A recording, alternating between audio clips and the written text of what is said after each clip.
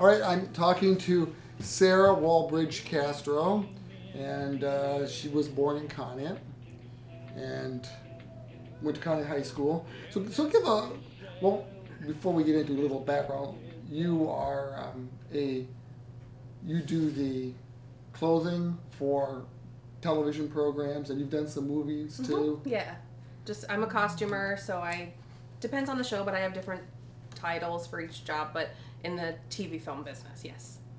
Okay. So, that being said, that's why she's here. Just being born in Conneaut doesn't get you an interview. So give a little background first before we jump into everything. Your background. Okay, so I was obviously born here in Conneaut, just down the street. My parents, Ron and Sherry.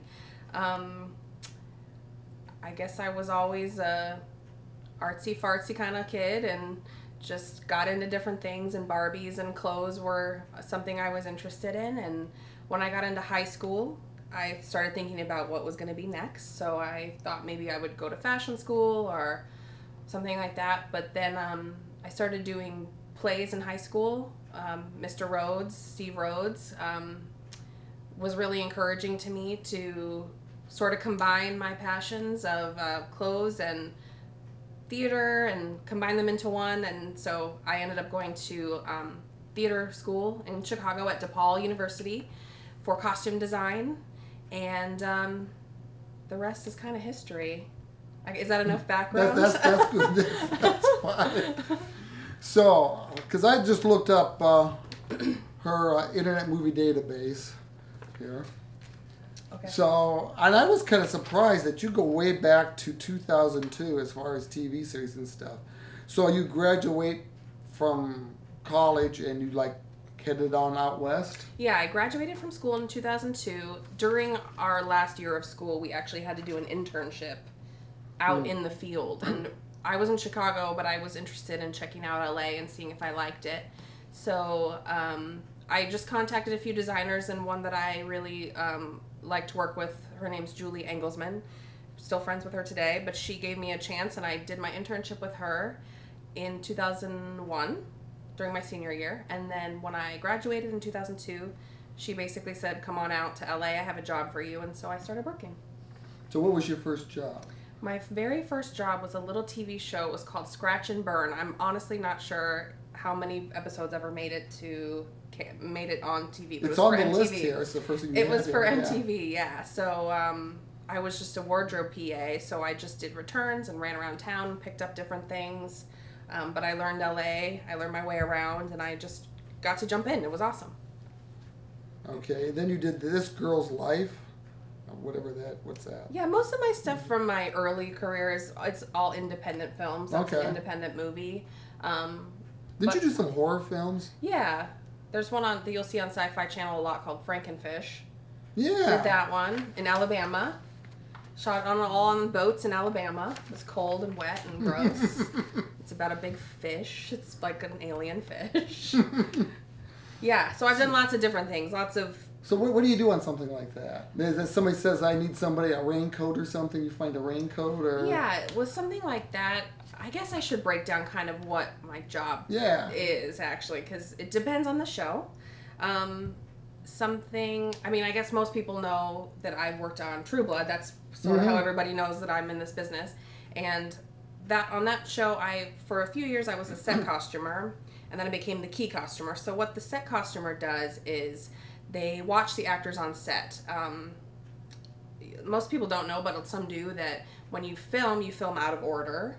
Right. Like, we'll shoot scene 1 on Monday, and we'll shoot scene 2 weeks later. So you have to watch for continuity. Exactly. Too? That's everything it is. So you set the actors' rooms, make sure their clothes are clean, steamed, prepped, looked right, and then you for instance, right now you're wearing this in scene 1, and then in scene 2, which we're going to shoot 2 weeks later, you have to make sure that you put exactly the same. Like, all your buttons are buttoned to the same. I was going to say, I can't have one scene I got the tie unbuttoned, and the next scene I talked to me, I got the tie buttoned. Exactly. It can't go back and forth. And everyone's seen a show where they notice, like, oh, their hair, maybe their hair is moved, which the hair department does, or their, tie has moved or something. So that's the set costumer's job, is to make sure that that all looks right. And there's a big book that we take pictures and take lots of notes and write everything down. I bet. Because when anybody looks at Internet Movie Database, it says errors, and that's what all that stuff is. Oh yeah, that's my nightmare. That's my nightmare. The goofs section of IMDb is my nightmare.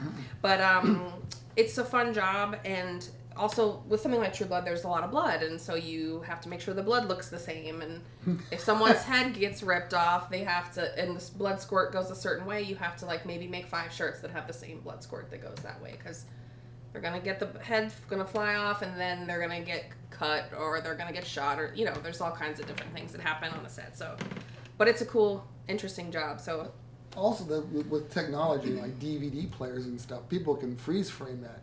They're kind of nutty, and they like to see that head going off. Yeah. Where 20 years ago, or with a VHS, you couldn't see what's going on. So it's really easy to kind of like really pinpoint now. Mm-hmm. It's really easy to find your mistakes, I guess. So where do you get 5 shirts that look the same? You just buy five the exact shirt. So you go to Dillard's or something? Wherever, yeah. We don't have Dillard's in LA, but they have we don't have an Ashley Buell either. Yeah, they have. I mean, you get it from a lot of different places, but that was one of the challenges on True Blood specifically. Is almost every costume, not only would there get bloody or something, but they'd also wear it for several episodes, just the way the show was shot. Mm-hmm. First the one episode would go into the next episode, would go into the next episode. So and what if the dry cleaners lose something? It's right. There'd be multiples of everything. So mostly you just shop different places in LA, or order it online, or however it works. But you kind of know going into it that you're going to need more than one of everything.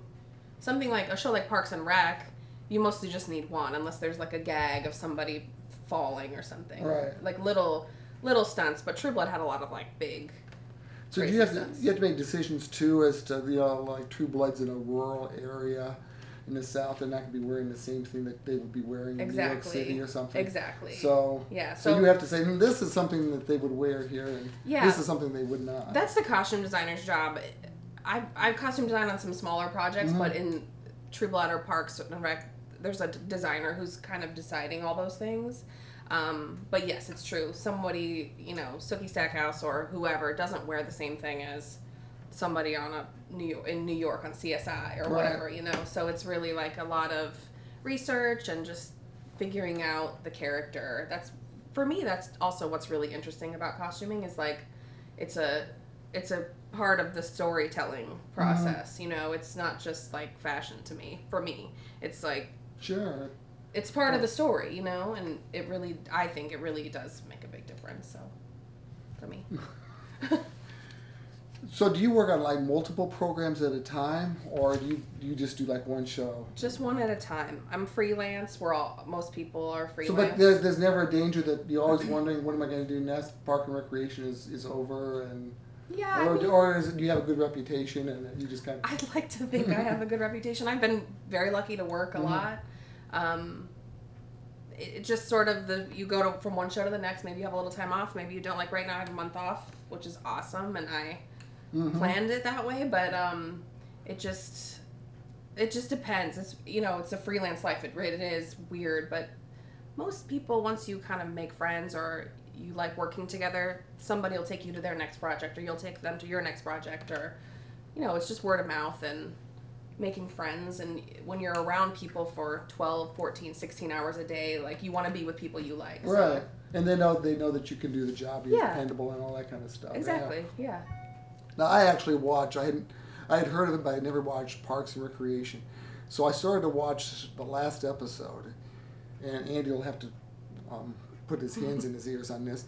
But there's somebody that comes out and he's wearing a coffee pot costume. Now, do you have anything to do with the coffee pot costume? Yeah. So the design, that's a really good example, actually. It's a really good example. So it's not giving away anything, the coffee pot. It's so this character Jerry is kind of the butt of all the jokes in the office, and they're talking about getting a new coffee maker, so he's making he's wearing a coffee pot costume, literally, and it's kind of like a unitard, and it has a humongous foam coffee pot. There's a lady named Wendy who made this coffee pot by hand. She cut all the foam out. But yeah, so just how does it get done? The designer will come up with an idea. You know, she'll talk to the executive producer, creator, and say, like, what kind of coffee pot? Are we talking like a big foam coffee pot? Do we want it to be clear? Do we want it to be yellow? Do we want it to be orange? Do we want it to be like a tall, you know, it's like, what kind of coffee pot is it, first of all? For something that's going to be on for 20 seconds. For 20 seconds. Yeah. And then it's, okay, so if we've decided what kind of coffee pot we want. Now we have this guy he's a big dude, the guy who's wearing the coffee pot. So then we have to figure out how we're going to actually fabricate it so he can wear it and like get through a door or not. He actually couldn't get through a door. So we had to actually make it in pieces, which he then put on once he was inside the set. But wow. It's all made of foam. She cut it out in pieces. And you didn't bring it home with you, did you? No. All cut out in pieces, and she shellacked it all together and like decorated it. It was beautiful. Yeah, but that's the kind of stuff. It's just so weird. It happens all the time. Do you get weird? We had I did an interview recently with another Ashtabula County person, Caitlin Leary, and she's an associate producer on Veep and other programs, and they would have her do things like get a rare kind of wolf that was almost extinct. They'd want that for an episode. Do they give you crazy things like that? I mean, luckily I don't. It's all clothes and stuff right. I have to deal with, but yeah, they'll write into the script specifics, like a coffee pot. Right. You know, that's pretty odd. Yes. I mean, you can't. I've never worn a coffee pot. You can't just go get that, or you know, it'll. Something like Parks and Rec, they had a lot of like really custom made things, like a shirt that says, you know, Harvest Festival 2015, and that you have to go make the Harvest Festival right. shirt. Usually someone from the art department makes a design, sends it to us, and then we actually like get the shirt made. But you know, you have to pick the color of the t-shirt, and then you have to choose which t-shirt. You know, if you decide, okay, you want a green t-shirt, you bring 7 green t-shirts and decide which green t-shirt's going to look the best on everyone, and then get the design put on it and get them printed. And you know, it's like a 5-part. Does one person do all of that? Or is this like you have to go to the executive producer or something? Well, the designer kind of gets to decide. Like, usually it's the designer says, I want green. We all get a bunch of green choices, and she like will light green, dark green. Exactly. And then between her and the producer, whoever is or sometimes it's the director, depending on the show, they'll decide together, it's this green. And then we take it from there and get it done, basically. The art department, you know, they do their design, get the design approved, and then we make sure it gets on everybody. I asked this with Caitlin, do you get a little extra clout because you're on a TV show or a movie? Like, you call somebody up and say, I need this many t-shirts, it's for a TV show, and they like get on a little quicker? I mean, a lot of it, mostly everything has to happen like immediately. Yeah. And in LA, it's like everybody's just doing everything immediately, so you just pay. Right. Just pay more money. Yeah. You know? It's all about money mostly. So, no, that kind of clout, no. No. Sometimes when you're shopping with certain vendors, they'll be excited to have their clothes on a TV show. So it's like scratch and burn. Yeah. Yeah, but like something like Parks and Rec, people are excited to have their clothes on the show. So, I mean, the people that are custom making the t-shirts, not necessarily, but you know, clothing companies that want their clothes to be worn by important people will be nice to you for sure. Now, what I saw in the last episode too, they do things in the future. Yeah. So they have futuristic clothing. Yeah. If you could watch that last episode, you'll see what you'll be wearing in like 2025 or something. Right. Like, exactly. So there was a big discussion there as to what things are going to look like. Yeah, it was a big discussion about, you know, silhouette and how we can do 2025 without going too like nuts. Because when you think about it, you know, we're in 2015 and 2000, the clothes aren't that different. No. So we just did some subtle things. I've got clothes from 2000. Yeah.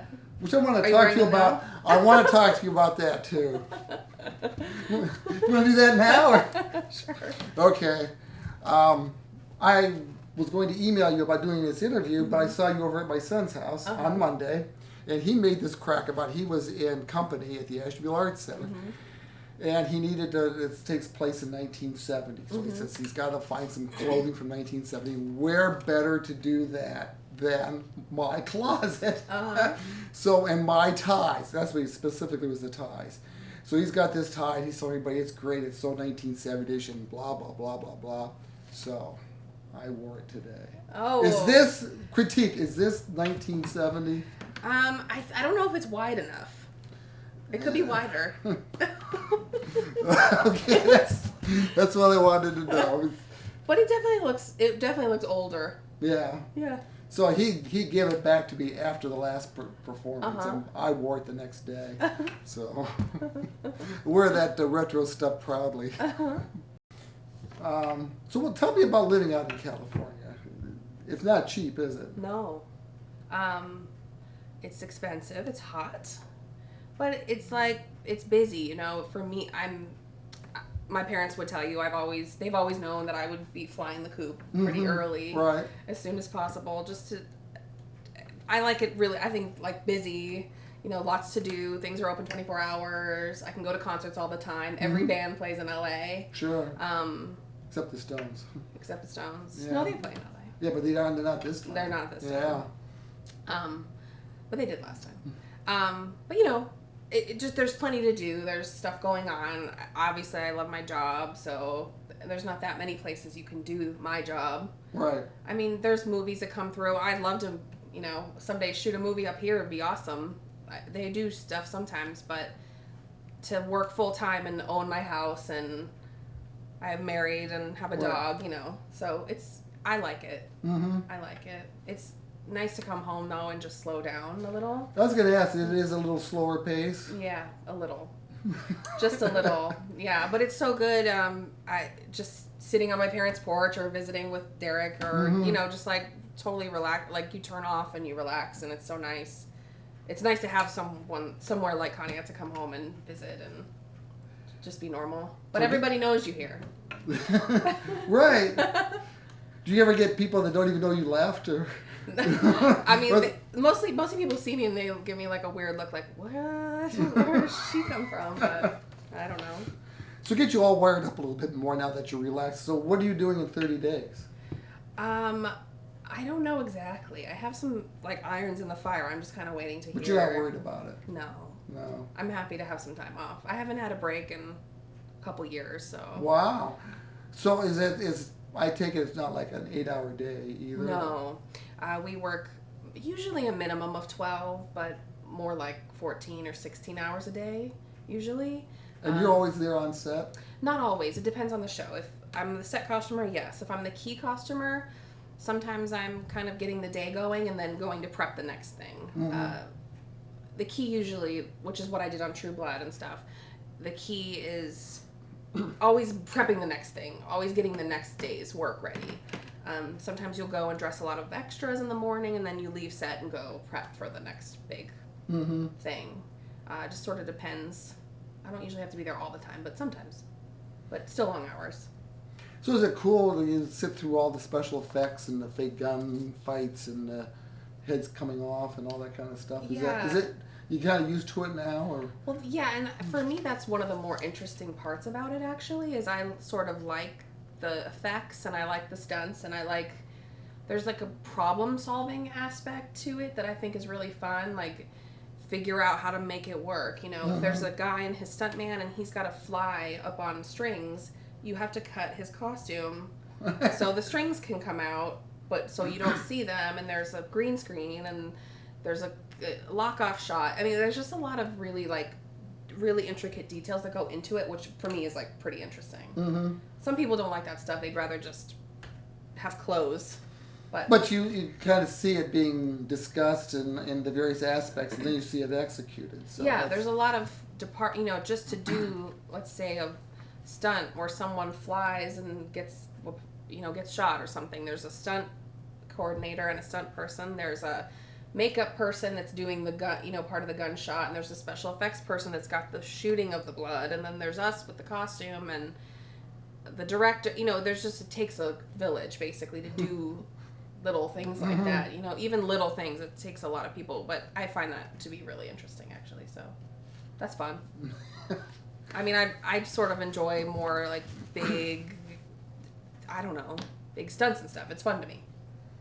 So like there may be I keep coming back to the heads pulling off. I don't know why. I mentioned it, and I don't. Yeah, I shouldn't. But something like that where it makes a mess, and then it's like, do it again. So you have to have another shirt to do it again, and do it again. I mean, like Charlie Chaplin used to go 3 weeks or a month or so doing this, shoot the same thing over and over again. Probably not having heads coming off, though. Right, so that's probably good. But yeah, we'll have to do a complete reset. They try not to reset that much. They try to just get it once and put 5 cameras on it, so somebody got it. Right. But yeah, if we have to do it again, we need another shirt, or we need a whole new outfit. But then also the makeup department has to completely redo their makeup, or if they got blood in their hair, they have to completely redo the hair. They have to clean up the set from where the blood is. It's like everybody has to completely redo. But you know, like the set deck department will have just, if the rug gets bloody, they have another rug. But they just put a new rug down, or they have another wig, or there's a lot of waiting around. Yeah.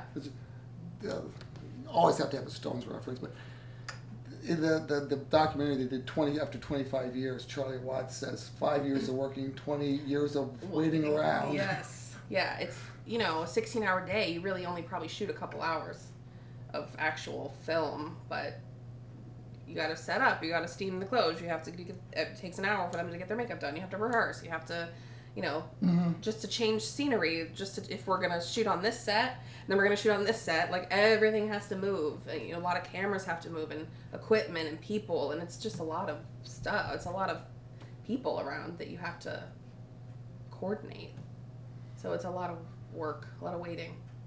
Do you like to watch the programs when they appear on television, or do you not? No, I almost always watch everything. Mostly because my husband has had to live through me working on it, so it's cool to like see it through his eyes, or my parents' eyes, or someone who sort of has an idea of what I'm doing but doesn't really know until they see it. Like, that's fun.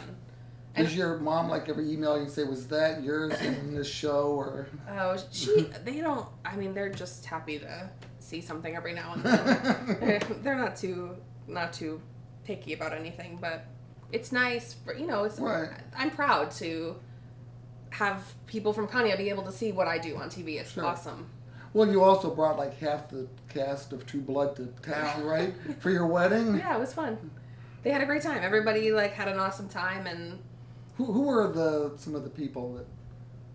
My friend Chris Bauer, who plays Andy Belfer on True Blood, was here, and then Anna and Steven, who are the leads of the show, were here, and then a bunch of makeup people and costumers, and tons of people came from LA to Conneaut actually for that wedding, which was so cool and so fun, and they're just my friends, you know. Like I said, you work together for 18 hours a day, you become pretty close friends. So everyone's still talking about that wedding, but it was fun.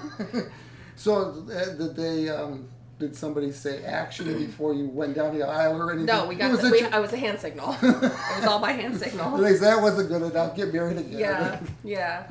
It was great. It was fun. But you know, I work with a lot of really cool people, so it's a really cool job. A lot of interesting characters and fun people. So. Well, it's kind of interesting. I thought that these people. It's not like they just took a plane from A to B and got off, and a couple miles later they were at your house. Yeah. They had to go. They had to really travel. Yeah. Yeah, but everyone did. And I think everybody had a really good time. It was, you know, the same reason I like it, to come home and relax and kind of unplug and just be in this small town that's full of nice people. So were they. You know, they were all happy to be here too, just to see, and also just to see where I came from is pretty great. You know, just the difference between LA and Conneaut, it's pretty big. If you close your eyes and suddenly were in one city or the other, would you know which one you were in? Yeah. Okay, I'm just... Yeah. Yeah, I could tell the difference. And we were talking off camera, you would rather be on that side of the camera rather than this side. So we're not going to be seeing you doing a lot of cameo roles? No. Sometimes if you watch like a behind the scenes show or something of a show I'm working on, sometimes you'll see me flitting around a little bit, but this is as much as I'm ever going to do for the camera. It reminded me the old Perry Mason TV show from the 50s and 60s. The last show, they always had a murder, and the last show was a murder on the set of a TV show.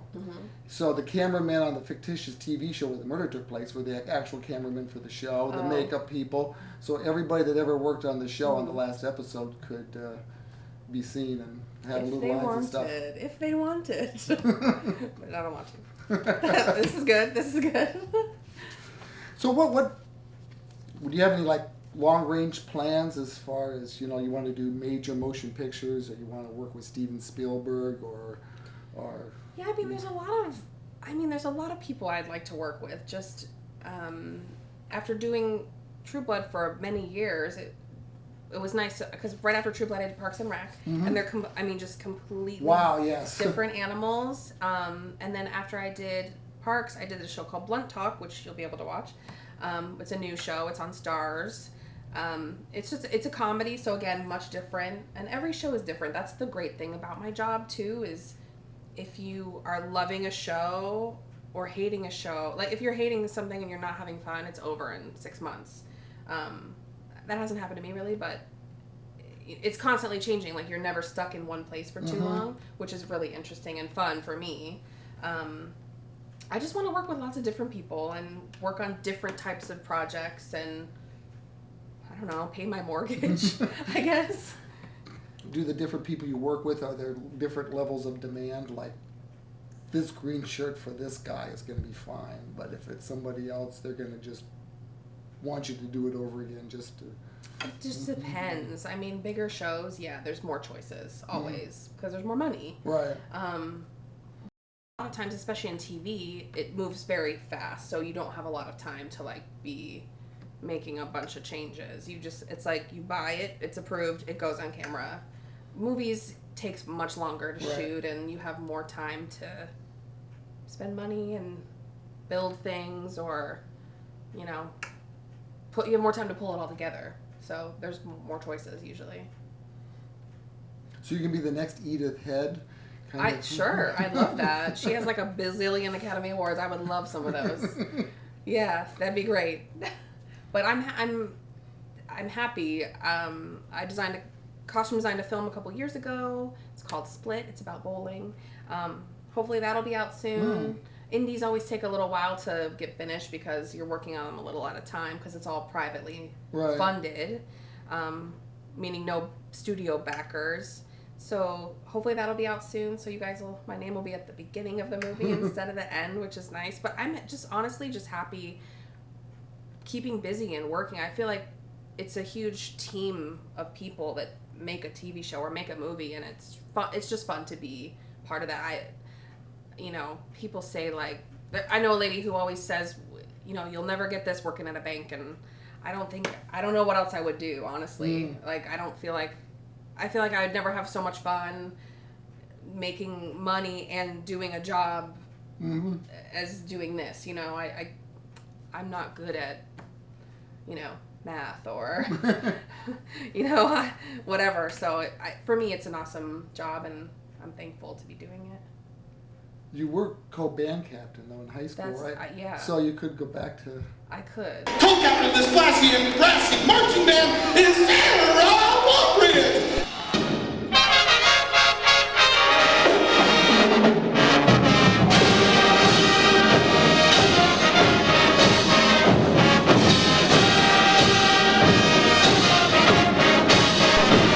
My husband's a musician, so music is still a big part of our lives, and it's around all the time. So I'd love to do a musical. So if anyone's watching, I'd love to do a musical. Hint, hint. So we'll see. All right. Yeah, but I can't complain. Marches the snare, plays the baritone in the concert band, is our pianist in the jazz band, and also was featured last year as a vocalist. Involved in the National Honor Society, where she's president, Thespian Society, where she's the secretary, senior class secretary, mentorship, fellowship of Christian athletes, First United Methodist Church Youth Group, works at McDonald's in the COYO field, and a member of the band KMTT, also does COYO bingo, and she's also appeared as several old women in plays like Bye Bye Birdie, Guys and Dolls, and The Frog Prince. Hopes to be at college majoring in fashion design next year. Comments, I hope everybody is doing well, because guess what? The show is tonight. Good luck to all of you. I'm out. Sara Walbridge.